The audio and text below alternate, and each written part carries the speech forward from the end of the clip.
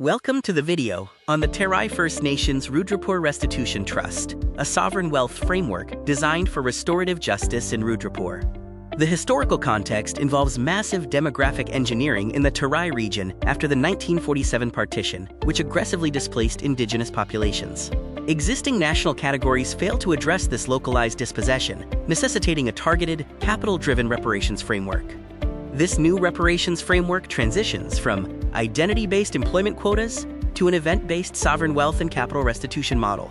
The model is adapted from the Norwegian framework. The sovereign corpus pools all capital into a globally diversified, untouchable investment portfolio.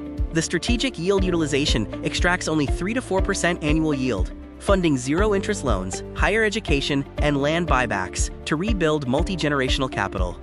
Funding comes from national and local engines, including a restorative surcharge on mega projects and mandatory CSR channeling of funds from local corporations. Resource levies, a fractional tax on groundwater and raw materials extraction, ensure local ecology funds restitution. Internationally, the trust leverages UNDRIP Article 28 by issuing restitution bonds to ESG investors for immediate capital. It also secures GEF grants for Caring for Country initiatives, compensating indigenous populations for ecological restoration. The dual-speed liquidity architecture separates capital into Tranche A, the sovereign corpus, and Tranche B, the transition fund. Tranche A focuses on long-term wealth, while Tranche B allows for immediate deployment of 30% of incoming capital for essential needs.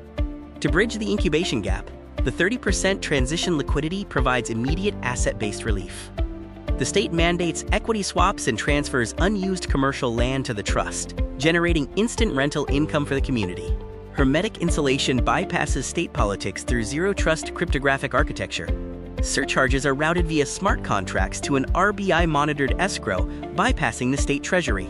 Restitution bonds, underwritten by multilateral banks, prevent local legal interference. Nested accountability is maintained through 3 bodies: the technocrats who manage finances, the Beneficiary Council who dictates local yield spending, and the auditing jury, 12 randomly selected lineage members with veto power to audit ledgers and recall the council.